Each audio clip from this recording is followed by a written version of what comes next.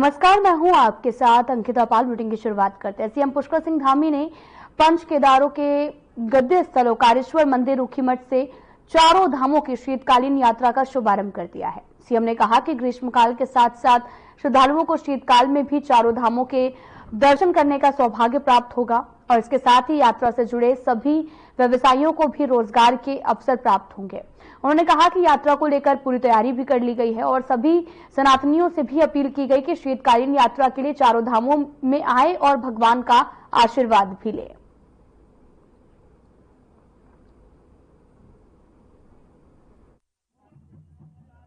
देखिए, भगवान पंच केदार के इस पौराणिक, धार्मिक और बहुत ही हम सब के आस्था के स्थल से आज भगवान से प्रार्थना की है कि शीतकालीन जो यात्रा प्रारंभ हो रही है वो यात्रा हमारी सफल हो और आने वाले समय में जिस प्रकार से हमारी कपाट खुलने पर चार धाम यात्रा होती है उसी तरह से अब 12 महीने हमारी ये यात्रा भी चले।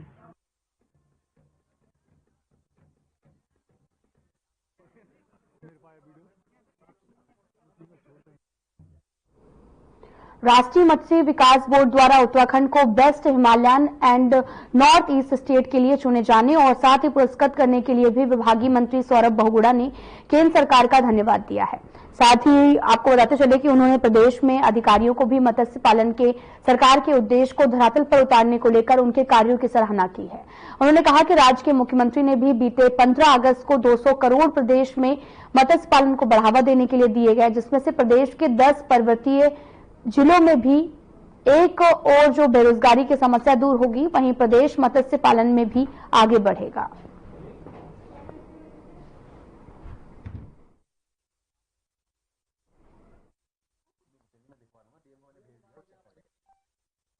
सरकार जो कमेटी थी NFDB की, उसको बहुत बहुत धन्यवाद दूंगा कि उन्होंने उत्तराखंड को नंबर 1 स्टेट नॉर्थ ईस्ट और हिमालयन स्टेट में माना है फिशरी से काम के लिए। सारे अधिकारियों को बधाई दूंगा जिन्होंने लगातार सरकार की मंशा को धरातल पर उतारने में अपनी मदद करी है। मुख्यमंत्री जी का बहुत बड़ा धन्यवाद करूंगा क्योंकि उन्होंने हमेशा मत्स्य पालन हो, चाहे वो एनिमल हस्बेंड्री हो, चाहे वो हमारी दुग्ध फेडरेशन हो, ये तीनों विभाग हमारे ग्रामीण अर्थव्यवस्था को बहुत प्रभावित करते हैं और इन तीनों को सपोर्ट हमेशा मिला है पिछले 3 साल से माननीय मुख्यमंत्री के माध्यम से।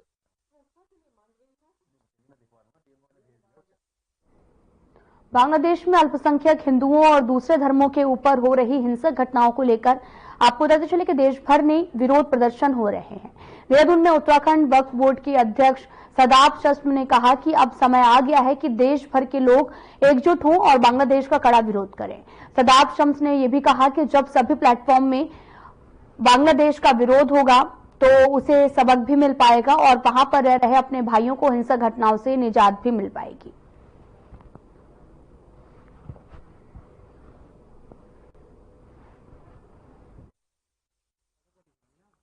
देखिए, जिस तरह से बांग्लादेश के अंदर वहाँ के अल्पसंख्यक समाज के ऊपर अत्याचार हो रहा है, खुलेआम उनकी हत्याएं की जा रही हैं, मुझे लगता है हजारों की संख्या में लोगों को मौत के घाट उतार दिया गया है। हिंदुस्तान का अल्पसंख्यक समाज चुप क्यों है?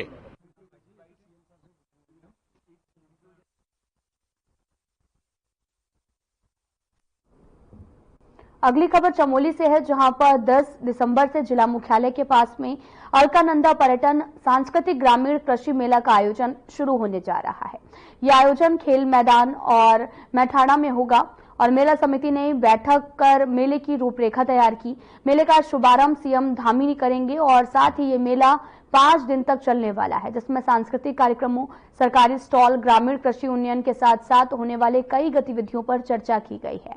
सरकारी स्टॉलों से लोगों को ज्यादा से ज्यादा लाभ मिले, इस पर विस्तार से चर्चा हुई और वहीं मेला समिति के अध्यक्ष विक्रम सिंह ने भी बताया कि क्षेत्र की महिला मंगल दलों के लिए भी यहां पर सांस्कृतिक कार्यक्रमों के साथ साथ ग्रामीण कृषि यूनियन गोष्ठी और कई खेल प्रतियोगिताओं का भी आयोजन किया जाएगा।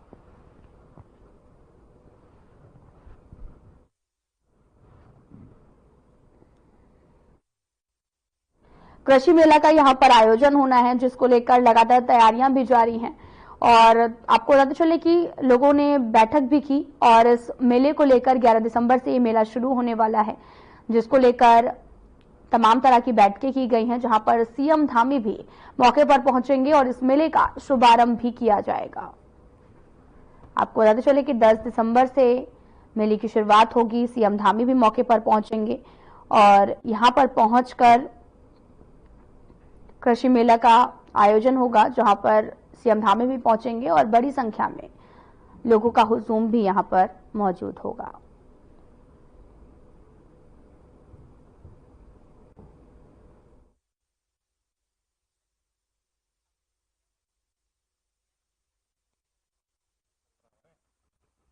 देखिए, मेला पूरे हमारे क्षेत्र के लोगों को एक जोड़ता है। इसमें क्षेत्र की जितनी भी समस्याएं हैं, जैसे हर आदमी हम सरकार के द्वार, सरकार सुनती नहीं, सरकार के पास जैसे मेला शुरू होता है, यहाँ पर हमारी सरकार हमारे द्वार आएगी, हमारे क्षेत्र की समस्याओं को देखेगी, उसके बाद उस पर विचार करेगी। पूरी जो सरकारी तंत्र है, हमारा जो गरीब आदमी है, हर जगह हर ऑफिस में नहीं जा पाता, ऑफिस वाले सुनते नहीं है। मेला 11 से और 15 तक हमारा चतुर्थ मेला कार्यक्रम चल रहा है। इसमें सबसे विशेष जो है सांस्कृतिक कार्यक्रम, महिला सशक्तिकरण, विशेष स्थानीय उत्पाद एवं संस्कृति को बढ़ावा, हंस फाउंडेशन एवं पतंजलि से निःशुल्क स्वास्थ्य शिविर भी हैं। और जो हमारे क्षेत्र की तमाम जो लोग हैं, जिलाधिकारी सबिन बंसल ने स्मार्ट सिटी लिमिटेड का चार्ज संभालते हुए पहली बैठक में स्मार्ट सिटी परियोजना के कामों की समीक्षा अधिकारियों से की है और अधिकारियों ने बताया कि स्मार्ट सिटी परियोजनाओं के अधिकांश काम जो हैं वो पूरे हो चुके हैं और अभी ग्रीन बिल्डिंग का निर्माण चल रहा है। जिलाधिकारी ने कहा कि उनका लक्ष्य है कि स्मार्ट सिटी के लिए भी प्रति लोगों को सोच सकारात्मक जो है वो बनानी चाहिए और जो भी प्रोजेक्ट चल रहे हैं वे लोगों की उम्मीदों पर खरे उतरे। जिलाधिकारी ने ग्रीन बिल्डिंग के निर्माण के लिए वर्क प्लान और लेबर प्लान देने के निर्देश दिए, लेकिन CPWD के अधिकारी इस पर कोई भी स्पष्ट जानकारी नहीं दे पाए हैं। इसके अलावा सबिन बंसल ने भी कहा कि स्मार्ट सिटी की बसों का भुगतान तब किया जाएगा जब ARTO और AGM स्मार्ट सिटी की सत्यापन रिपोर्ट मिल जाएगी और इसके लिए बस का GPS डेटा प्रस्तुत करने के लिए कहा गया है।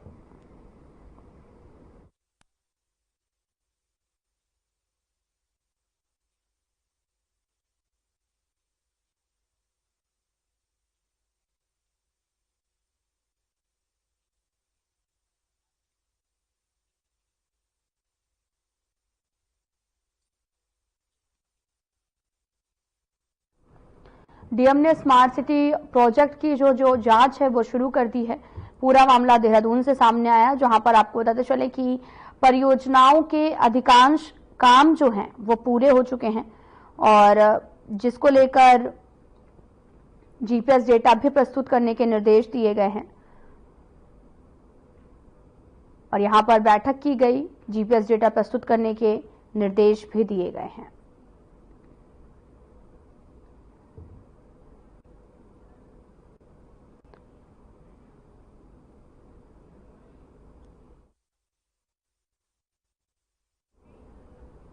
फिलहाल यहां रुकते हैं एक छोटे से ब्रेक के लिए।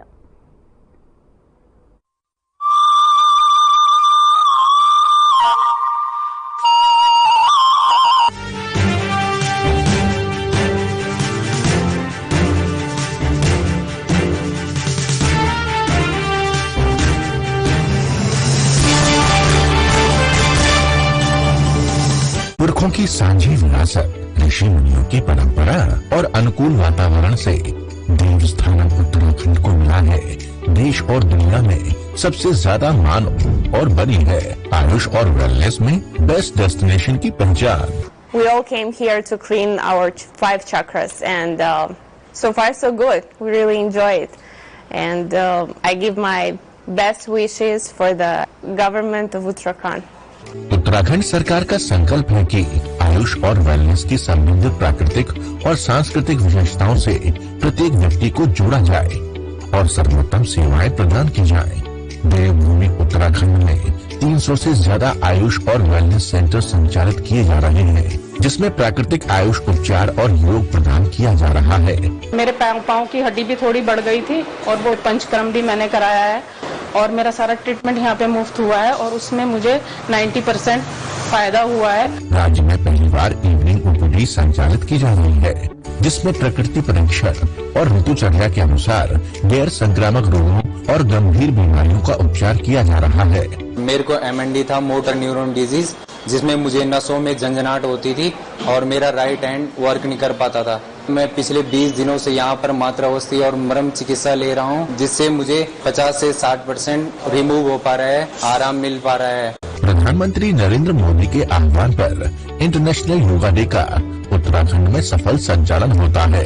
उत्तराखंड सरकार डिजिटल कार्यक्रम आयुर्वाणी और आयुर तरंगिनी मैगजीन के माध्यम से योग और आयुष से जुड़ी जानकारी जनता के बीच पहुंचा रही है।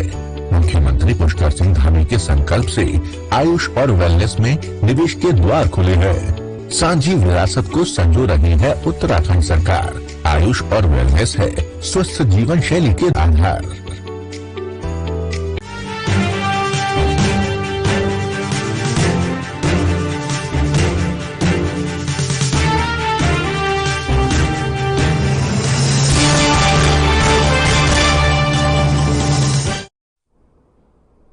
ब्रेक के बाद स्वागत है आप सभी का। रुख करते हैं खबरों की तरफ। उत्तराखंड की पहली जौनसारी फीचर फिल्म मेरे गांव की बाट के रिलीज होने के बाद में दर्शकों में काफी उत्साह देखने को मिल रहा है। दर्शक भारी संख्या में फिल्म देखने सिनेमाघर पहुंच रहे हैं और अब देहरादून और विकास नगर में भी इस फिल्म के रिलीज होने के बाद में हिमाचल प्रदेश और दिल्ली के सिनेमाघरों में रिलीज करने की योजना भी बनाई जा रही है।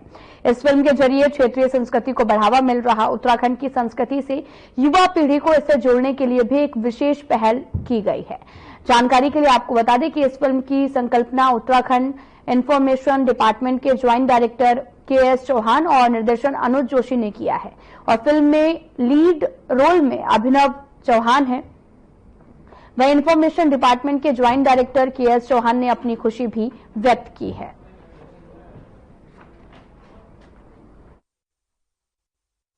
बहुत बहुत शानदार फिल्म बनी है। अभिनय शानदार, सिनेमेटोग्राफी शानदार, किरदार बहुत शानदार, मैसेज बहुत strong, full of fun, entertainment और साथ ही साथ जौनसार बाबर की जो बहुत बेशकीमती, बहुत रिच कल्चर है और जिसको जब आप थोड़ा सा फैला करके देखेंगे तो पूरे उत्तराखंड की संस्कृति का विस्तार उसी में है। हाँ, ये तो सच है कि 5 तारीख से मूवी हाउसफुल जा रही है। विकास नगर में भी डेली 3 शो चल रहे हैं और हाउसफुल चल रहे हैं, यानी कि 3-3 दिन तक के शो हाउसफुल ऑलरेडी हो चुके हैं। और जो मुझे लगता है इसका एक जो आगे आने वाला समय है वो बहुत शानदार रहने वाला है और कई लोग मांग कर रहे हैं। जैसे अभी कई यहाँ पे जो थिएटर में लोग आए थे मूवी देखने के बाद, उन्होंने भी कहा कि इस मूवी को डबिंग करनी चाहिए, हिंदी में डबिंग करनी चाहिए, गढ़वाली में करनी चाहिए, कुमाऊनी में करनी चाहिए और अन्य भाषाओं में भी डबिंग करनी चाहिए।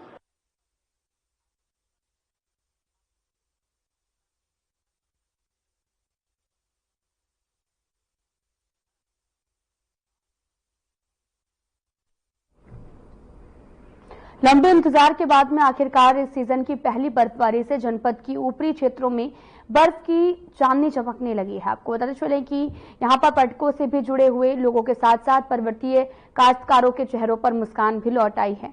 तो बहुत सारे ऐसे क्षेत्र भी बर्फबारी में शामिल हैं जिनको हर सीजन की बर्फबारी के चलते भारी मुश्किलों का सामना भी करना पड़ता है। पिछले 3 दिनों से जिले भर में चल रही शीतलहर से कड़ाके की ठंड के चलते जिला प्रशासन ने कई स्थानों के अलाव की व्यवस्था भी की थी।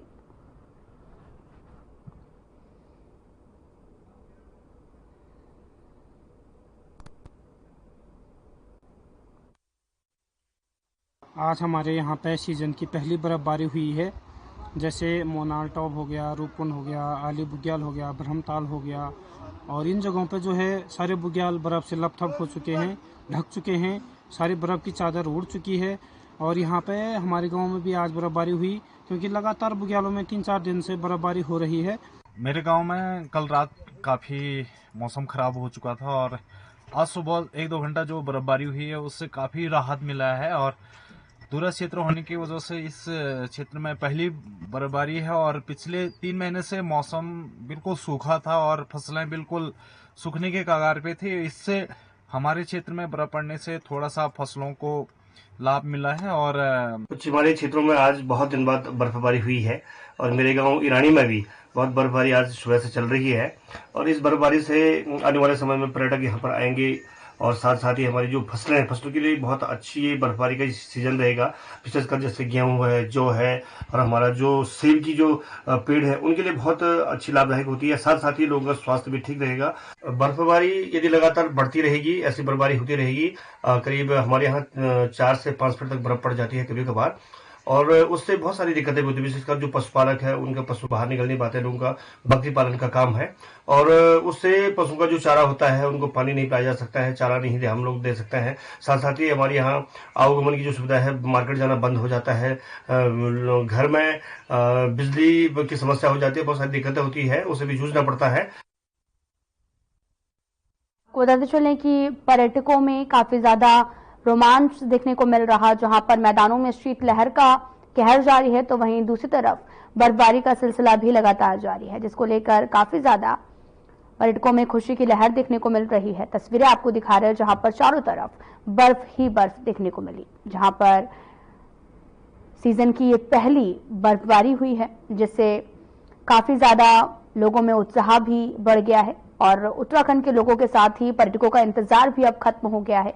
प्रदेश में मौसम ने करवट बदल ली है और आपको बताते चले कि चारों धामों में सीजन की पहली बर्फबारी हुई और चारधाम समेत प्रदेश के उच्च हिमालयी क्षेत्रों में भी बर्फबारी और मैदानी जिलों में बारिश और हवाओं ने एकदम से पारा भी गिरा दिया, जिससे ठंड में काफी ज्यादा इजाफा भी हो गया है। और साथ ही पहाड़ों में बर्फबारी होने से जहां पर्यटकों का इंतजार खत्म हुआ तो वहीं काश्तकारों के साथ में स्थानीय कारोबारियों के चेहरे भी खिल गए हैं। देहरादून समेत कई जिलों में देर शाम तक बारिश ने ठिठुरन बढ़ा दी और अचानक से बदले मौसम के मिजाज के साथ में गंगोत्री, यमुनोत्री धाम सहित हर्षिल घाटी में सीजन की पहली बर्फबारी भी देखने को मिली। तस्वीरें आपको चमोली से दिखा रहे हैं जहां पर बर्फबारी का सिलसिला जारी है और तापमान गिरने से ठंड ज्यादा बढ़ गई है।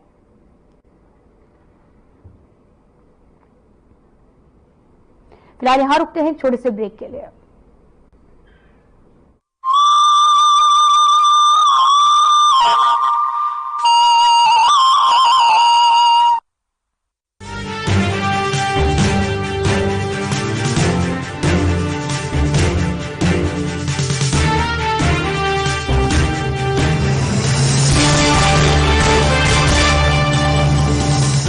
उत्तराखंड में बागवानी से सशक्त हो रहे हैं किसान, बन रही है उन्नत प्रदेश की विशिष्ट पहचान। मुख्यमंत्री पुष्कर सिंह धामी के संकल्प से किसानों की आय में जबरदस्त मुनाफा, फल और सब्जियों में पौष्टिकता, विकास के अंत्योदय सफर की कहानी लिख रही है। मुख्यमंत्री एकीकृत बागवानी विकास योजना के तहत किसानों को समृद्ध बनाने के लिए कोल्ड स्टोरेज पर 50% सब्सिडी अथवा 7,50,000 रुपए तक और रेफ्रिजरेटर वैन पर 50% सब्सिडी अथवा 13 लाख रुपए तक दिए जा रहे हैं। साथ ही फल, सब्जियां, पुष्प और मसालों के पौधे और बीज 50% सब्सिडी पर किसानों को प्रदान किए जा रहे हैं। मुख्यमंत्री एकीकृत बागवानी योजना के तहत हमें सब्जी और बीज उपलब्ध कराए जाते हैं, जिससे कि हमें समय समय पर उद्यान विभाग के द्वारा विभिन्न प्रकार के कीटनाशक दवाएं भी उपलब्ध कराई जाती हैं और महिलाओं का एक आजीविका को लेकर एक नया ही उत्साह उत्पन्न हुआ है। मुख्यमंत्री संरक्षित उद्यान विकास योजना में पॉली हाउस के अंदर सब्जी या पुष्प का उत्पादन करने पर किसानों को 80% तक सब्सिडी प्रदान की जा रही है। बाजार हस्तक्षेप योजना के तहत सी ग्रेड सेब और अन्य फलों को समर्थन मूल्य पर खरीदने के लिए व्यवस्था की गई है। फसल बीमा योजना के तहत फलों और मौसमी सब्जियों का बीमा कराया जाता है और सरकार किसानों को प्रीमियम की कई गुना धनराशि प्रदान कर रही है। हमने आम की फसल का बीमा करवाया था, जिसका 8 गुना प्रीमियम हमें सीधा डीबीटी के माध्यम से हमारे अकाउंट में प्राप्त हुआ। मैं धन्यवाद अदा करना चाहूंगा उत्तराखंड सरकार, मुख्यमंत्री श्रीमान पुष्कर सिंह धामी जी का। बागवानी योजनाओं से खुल रहे हैं समृद्धि के द्वार। किसानों को मजबूत बना रही है उत्तराखंड सरकार।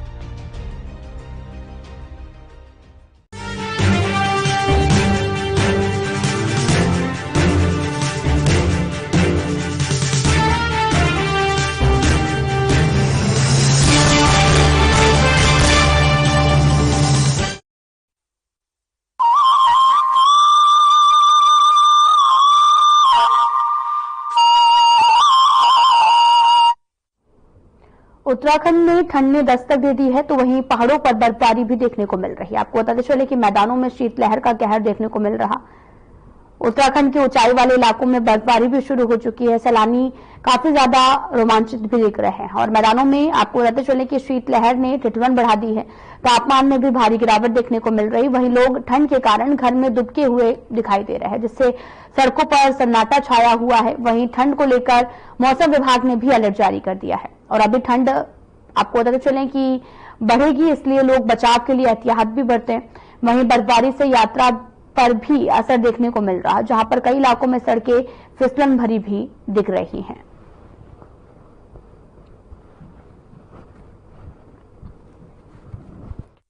को तस्वीरें दिखा रहे हैं जो कि देहरादून से हैं, जहां पर सैलानी काफी ज्यादा रोमांचित महसूस कर रहे हैं। मैदानों में शीतलहर का कहर भी देखने को मिल रहा और सड़कें भी सुनसान पड़ी हुई हैं। ब्राइट एंजल स्कूल के director retired general major Kadir Hussain के द्वारा 4 लोगों पर रंगदारी मांगने का आरोप लगाते हुए कोर्ट में सीआरपीसी की धारा 156/3 में मुकदमा दर्ज कराने के बाद में आपको बताते चले कि वाद विवाद यहां पर दाखिल भी किया गया, जिसके बाद में कोर्ट ने पुलिस को मुकदमा दर्ज करने के आदेश दिए। वहीं विकासनगर पुलिस ने 4 लोगों पर संबंधित संगीन धाराओं में मुकदमा दर्ज किया और मामले की जांच पड़ताल शुरू कर दी है।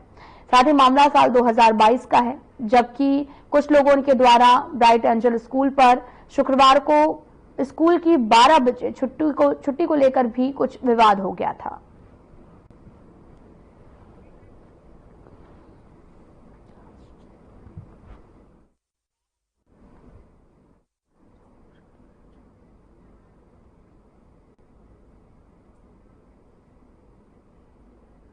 तो खबर देहरादून से है, जहां पर आपको बताते चलें कि बांग्लादेश को लेकर लगातार लोगों में काफी ज्यादा गुस्सा देखने को मिल रहा है, जिसको लेकर एक रैली भी निकाली गई है। बांग्लादेश में जो है वो लगातार हिंदुओं पर बढ़ते अत्याचार के खिलाफ हिंदुस्तान की जनता आक्रोशित हो गई है और अलग अलग राज्य के अनेक स्थानों पर विरोध प्रदर्शन देखने को मिल रहा। अब देहरादून में भी बांग्लादेश के विरोध में आक्रोश रैली का आयोजन किया गया और इस मुद्दे पर उत्तराखंड के कैबिनेट मंत्री प्रेमचंद अग्रवाल ने भी कहा कि बांग्लादेश में अल्पसंख्यकों के साथ में अत्याचार का पूरे देश में विरोध हो रहा है।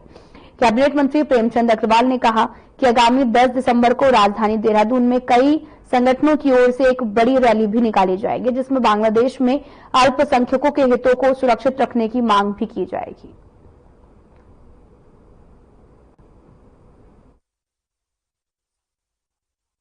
हिंदुस्तान की जनता में भी काफी आक्रोश देखा जा रहा है। किस तरीके से देखते हैं सर कि लोग मांग कर रहे हैं कि जो बांग्लादेश के रहने वाले लोग हैं हिंदुस्तान को उन पर बैन किया जाए? देखिए, खाली हिंदुस्तान में इसका विरोध नहीं है, पूरे विश्व भर में विरोध है। ये मानवता पे चोट है, इंसानियत पे चोट है।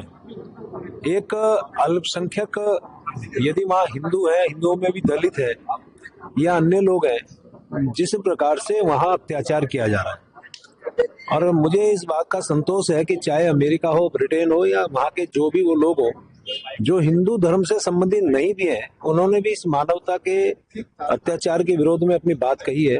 आज देश भर में इसमें गुस्सा लोगों के अंदर है।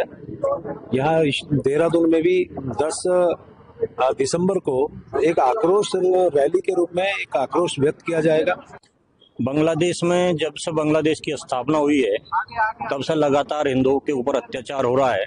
समय समय पे भारत उसका विरोध भी करता है और अभी जो अत्याचार हुआ है उसके विरोध में पूरे भारतवर्ष के अंदर 10 तारीख को मानवाधिकार दिवस है, उस दिन प्रदर्शन तय किया है।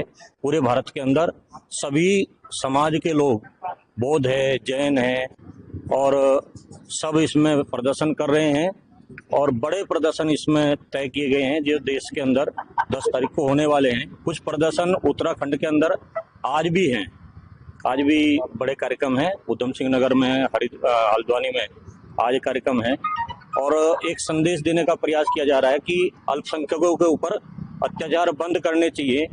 हिंदू इकट्ठा होगा, हिंदू समाज इकट्ठा होगा, इकट्ठा होकर प्रदर्शन करेगा तो ये सारी चीजें बंद होगी।